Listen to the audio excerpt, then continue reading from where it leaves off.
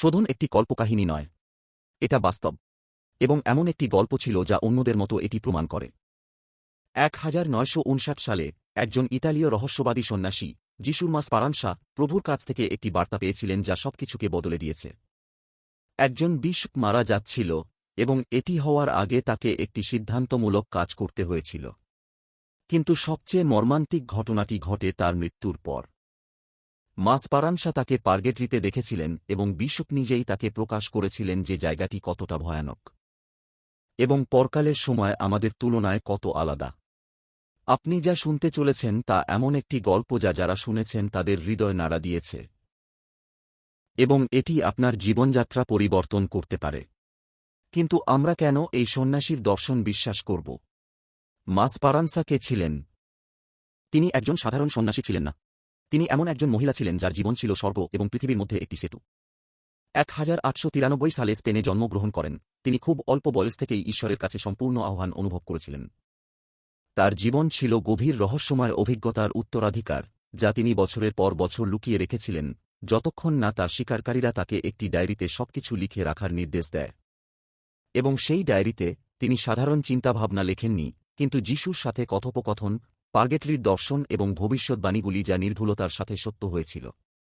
তিনি দুটি মণ্ডলী প্রতিষ্ঠা করেছিলেন, হ্যান্ডমেইড এবং করুণাময় ভালোবাসার পুত্র। এবং 1950-এর দশকে তিনি একটি ছোট ছাতা এবং গ্রামে কর্নেল ভ্যালেঞ্জা আসেন স্ক্র্যাচ থেকে করুণাময় ভালোবাসার অভয়ারণ্য তৈরি করতে। তার বিশ্বাস শব্দ দিয়ে তৈরি নয়, কাজ দিয়ে তৈরি হয়েছিল এবং ঈশ্বরের হৃদয় পড়ার অনন্য ক্ষমতা ছিল। এবং সেই কারণেই আমাদের অবশ্যই তার কথা শুনতে হবে, কারণ তার একটি ভবিষ্যৎবাণী টোরির ডায়াসিসকে তার ভিত্তি পর্যন্ত নাড়াতে চলেছে। এটা সেপ্টেম্বরের শেষ 1959। মা স্পারানসা কর্নেল ভ্যালেঞ্জায় আছেন, এবং সেই রাতে তিনি একটি অভ্যন্তরীণ অভিজ্ঞতার মধ্য দিয়ে বেঁচেছিলেন যা তাকে মূলে নাড়া দেয়। সে তার স্বীকারোক্তি ফাদার জিনোকে বলে যে প্রভু তার সাথে কথা বলেছেন, তাকে অবিলম্বে বিশপ আলফোনসো মারিয়া দে সাংক্টিসকে দেখতে টোরির কাছে যাওয়ার নির্দেশ দিয়েছেন। বার্তাটি স্পষ্ট এবং নাটকীয়। বিশপ, যিনি এখনও কিছুই জানেন না, তার একটি উন্নত টিউমার রয়েছে। তার জীবনের সময় ফুরিয়ে আসছে, আর তার দিন গুনছে। মা স্পারানসাকে দেরি না করে তার কাছে যেতে হবে প্রামাণিক বার্তা চাইতে। করুণাময় প্রেমের অভয়ারণ্য হিসাবে কর্নেল ভ্যালেঞ্জা চ্যাপেলের প্রামাণিক অনুমোদনের জন্য জিজ্ঞাসা করুন। এটি এমন একটি দৃশ্য যা বাইবেলের পাতা থেকে সরাসরি বেরিয়ে এসেছে বলে মনে হয়। একজন পবিত্র মহিলা যিনি একটি স্বর্গীয় আদেশ পান, একজন মেষপালক যাকে মৃত্যুর আগে একটি সিদ্ধান্তমূলক কাজ করতে হবে, একটি ঐশ্বরিক পরিকল্পনা যা অল্প সময় বাকি থাকা সত্ত্বেও অবশ্যই পূরণ করতে হবে। মা স্পারানসার সাথে সাথে টোরির উদ্দেশ্যে রওনা দেয়। যখন তিনি বিশপের বাসভবনে পৌঁছান, তখন তিনি তাকে তার স্বাস্থ্য সম্পর্কে অস্থির দেখতে পান। সে তাকে তার অনুরোধ জানায়। আপনার মহামান্য প্রভু চান আপনি এই চ্যাপেলটিকে একটি অভয়ারণ্য হিসাবে স্বীকৃতি দিন। এটা জরুরি, মনসিগনর ডি স্যাংটিস সেই আবেদনে অনুপ্রাণিত এবং সম্ভবত নিজের মধ্যে গভীর অস্বস্তি সম্পর্কে সচেতন, তাকে প্রতিশ্রুতি দেন যে রবিবারের মধ্যে তিনি ডিক্রিতে স্বাক্ষর করবেন। কিন্তু তিনি এটাও স্বীকার করেন যে তিনি আর রাতে ঘুমাতে পারবেন না, এবং তাকে প্রার্থনা করতে বলবেন।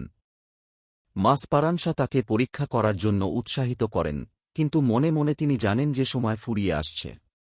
সে তাকে সবকিছু বলে না, তাকে ভয় দেখায় না। আমি যদি তাকে পুরো সত্যটা বলতাম, সে পরে বলতো, সে তার সময়ের আগেই হার্ট অ্যাটাকে মারা যেত।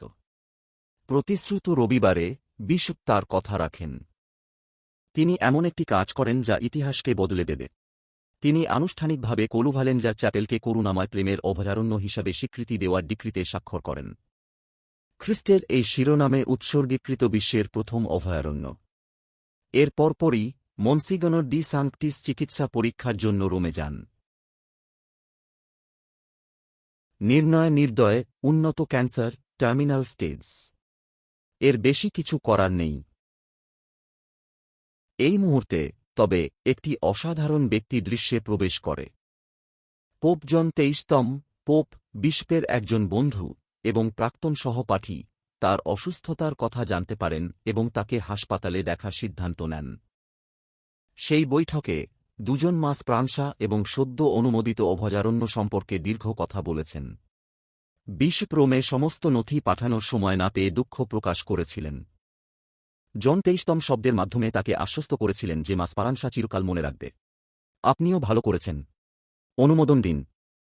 আমার কাছে মাসপ্রান্সা একজন মহান সাধু। বাকিটা আমি দেখব। চিন্তা করবেন না। এই সফরের পর মনসিগনর ডি সাংতিস শান্তিপূর্ণভাবে মারা যান। 1959 সালের 8ই নভেম্বর ছিল। স্বর্গ যে কাজটি চেয়েছিল তা তিনি সম্পন্ন করেছিলেন, কিন্তু গল্পটি সেখানে শেষ হয় না। মনসেইনর ডে স্যান্টিস এর মৃতদেহ একটি অন্ত্যেষ্টিক্রিয়ার জন্য খাওয়াবাওয়ান্সা এ আনা হয়েছিল। উদযাপনের সময় অবর্ণনীয় কিছু ঘটেছে। মাসপারানসা গভীর আনন্দের রাজ্যে প্রবেশ করলেন। সে নিশ্চল রয়ে গেল। তার মুখ রূপান্তরিত হয়েছে, সবকিছুর জন্য অসংবেদনশীল, এমনকি ফটোগ্রাফারদের ঝলকানি পর্যন্ত। সেই পরমানন্দে তার দৃষ্টি ছিল যা সবকিছু বদলে দেবে।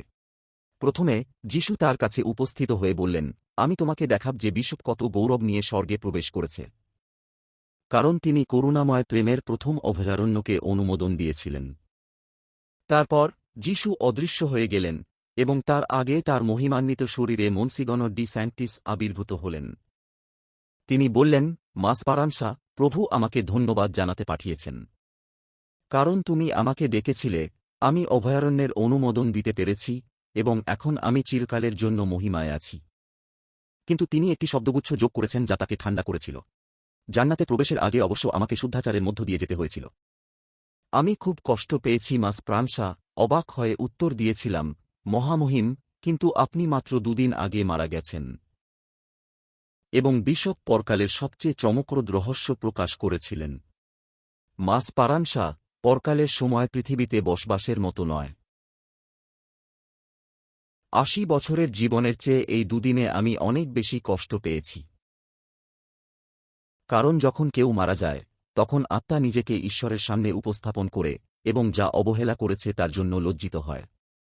আপনাকে অবশ্যই প্রত্যেককে বলতে হবে যে পরকালের অস্তিত্ব রয়েছে, এবং পৃথিবীতে সবচেয়ে গুরুত্বপূর্ণ বিষয় হল প্রভুকে ভালোবাসা। বাকি সবই মূল্যহীন। তাহলে আজকে আপনার এবং আমার জন্য এই সবের অর্থ কি? আমরা শুদ্ধি সন্ত্রাসের মধ্যে বসবাস করা উচিত। এই গল্প থেকে যে বার্তাটি পাওয়া যায় তা ঠিক বিপরীত। এটি একটি হুমকি নয়, কিন্তু ধর্মান্তরিত করার একটি জরুরি আমন্ত্রণ। শোধন নিন্দার জায়গা নয়, করুণার জায়গা। এটি ঈশ্বরের প্রেমের আগুন যা আত্মাকে সমস্ত স্বার্থপরতা থেকে শুদ্ধ করে, যাতে এটি জান্নাতের পূর্ণ আনন্দে প্রবেশ করতে পারে। এই গল্প আমাদের একটি শক্তিশালী সত্য দেয়। পৃথিবীতে আমাদের সময় মূল্যবান। আমাদের অবশ্যই এটি ভালোবাসার জন্য ব্যবহার করতে হবে।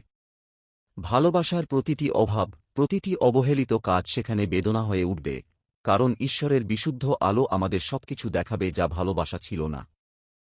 তবে এটি আমাদেরকেও বলে যে আমাদের প্রার্থনা একটি অবিশ্বাস্য অস্ত্র। তারা সত্যিকার অর্থে আত্মাদের শুদ্ধিকরণে সাহায্য করতে পারে, তাদের শুদ্ধিকরণকে সংক্ষিপ্ত করতে পারে এবং তাদের সাথে জান্নাতে যেতে পারে। এবং এখন প্রশ্ন আপনার জন্য, আপনি যদি আজ মারা যেতেন তবে আপনি কতটা সময় শুদ্ধিকরণে ব্যয় করবেন? এটি আপনাকে ভয় দেখানোর জন্য নয়, বরং আপনাকে জাগানোর জন্য। আজ তোমার হাতে সময় আছে। আজ আপনি ভালোবাসতে, ক্ষমা করতে, ভালো করতে বেছে নিতে পারেন। কমেন্টে একজন মৃত ব্যক্তির নাম লিখুন যার জন্য আপনি প্রার্থনা করতে চান। একসাথে আমরা শুদ্ধকরণে আত্মার জন্য প্রার্থনার একটি দুর্দান্ত শৃঙ্খল তৈরি করব।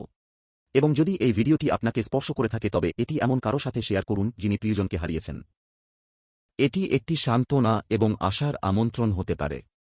কারণ পরকাল বিদ্যমান, এবং স্বর্গ আমাদের গন্তব্য। এবং বিশপ যেমন মাসপারানসার মুখের মাধ্যমে আমাদের স্মরণ করিয়ে দিয়েছিলেন, অন্য সবকিছুই মূল্যহীন।